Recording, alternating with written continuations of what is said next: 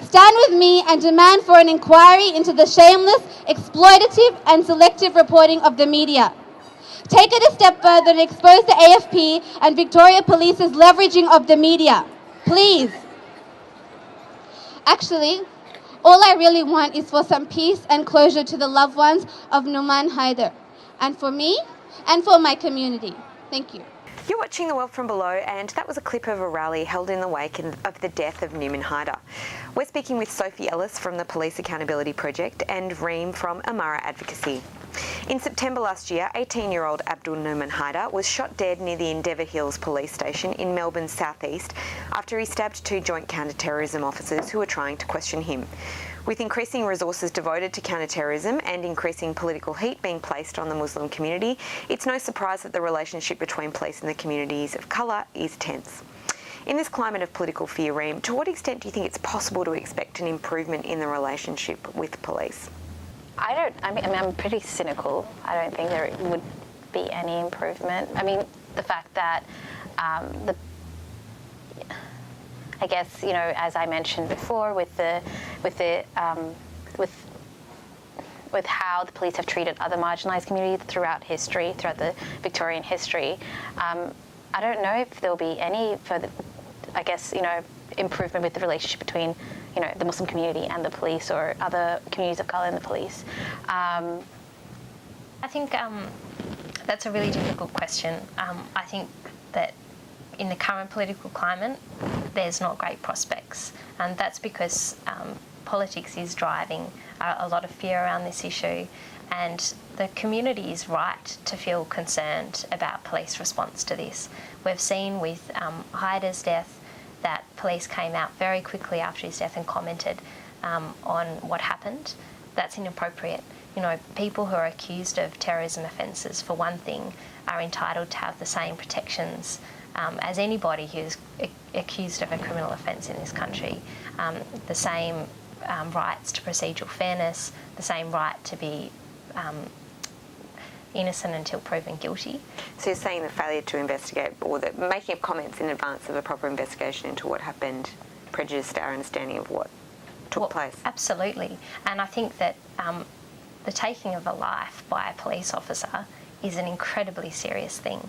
That's not to say that the allegations against that young man aren't also serious, but when a life is taken, the public demands and should be entitled to a very thorough, very independent investigation into what happened and the use of force against a citizen by armed officers. So I think there needs to be greater scrutiny of police who are involved in counter-terrorism operations, and given the increase in these counter-terrorism operations, that needs to happen right now. Reem, what kind of reforms would you like to see to improve the relationship between police and people of colour? I guess from the Muslim community perspective, I think the counter-terrorism laws are in place, and the terror raids that happened, I think, during Numan Haider's death, I knew a lot of my friends and I were fearful to go outside, you know, fearful of being attacked, or, you know, I heard raids happening locally, and, you know, that, I guess, stirred up more fear within the community. We didn't know who to trust and who to talk to. You know, like, I mean, my father comes from Eritrea, and, you know, during, I guess, the war between Ethiopia and Eritrea, there was lots of spies, so we didn't know who to talk to. So that fear of, like, who to trust, and, you know, can we seek support? Who will support us? And, you know, I mean, I was really young when September 11th happened, and I didn't know, I mean, I was too young to understand anything, but a lot of people kept on saying that it reminds them of the September 11th events, and especially of how they've been demonised and terrorised as a result of that. And I was going to say, I think that's a really good point too. You know, it's really important that there's an arm's length between the kind of political talk that's going on about the, you know, heightened terrorism alert and the fear that's been propagated in the community, and the actions of these counter-terrorism units and how they are speaking to the issue in the media. I mean, I heard that there were laws going to be put in place. I think you have to kind of name a jihadi, I think, so they would equip teachers and students with skills in order to identify a jihadi. And I remember reading that, and I was just gobsmacked that was even considered to be, put in place. And I guess it's just, I don't really trust even how politicized the war on terror is, and how that impacts, us, not just as a Muslim, but also as an Australian. I don't know, I guess from a personal standpoint, I don't know who to trust. I personally didn't even go to uni for the next few days after terror raids happened, Numan Haider's death, because I was just too scared of what would happen. I heard some of my friends were attacked, and I guess. Can you tell me a bit about IMARA's project, what you call the People's Hearing? Because you've collated some of the experiences that people have had in dealing with the police and being racially profiled as well. Can you tell us a bit about that? People from marginalised communities who experienced, not even, I guess, experienced the effects of policing and racial profiling, racial and religious profiling. So many of these communities weren't just, not just focused to the African community, but also like the Lebanese community and Indigenous communities and Pacific Islander communities. Many people from other communities of colour engaged in that space, and there were 200 people who attended the event, so it was a lot more than we expected, but it was transformative because I guess it was different. Their stories were humanized, and we can talk about the stats, and we can talk about I guess the legalities behind their experiences, but we wanted to humanize their experiences, their lived experiences. So that's what the People's Hearing was about. And the stories that we gathered from the hearing was contributed to the Equality is Not the Same report as well.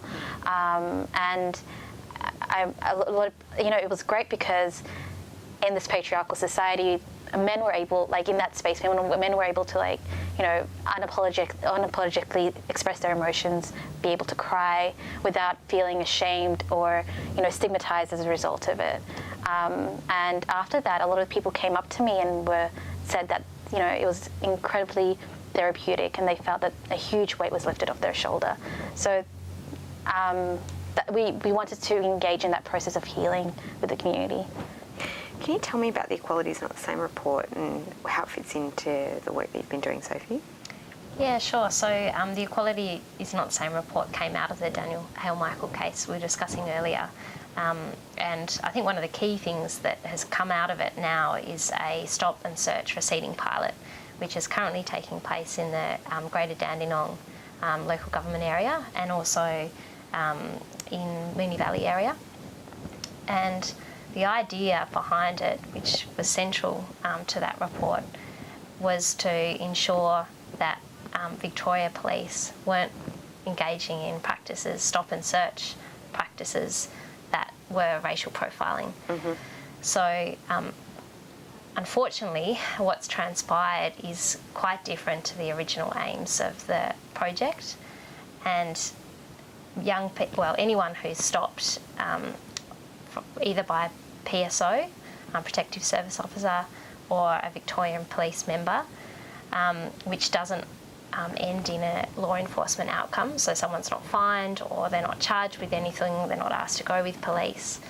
It's just a stop on the street or wherever they might be.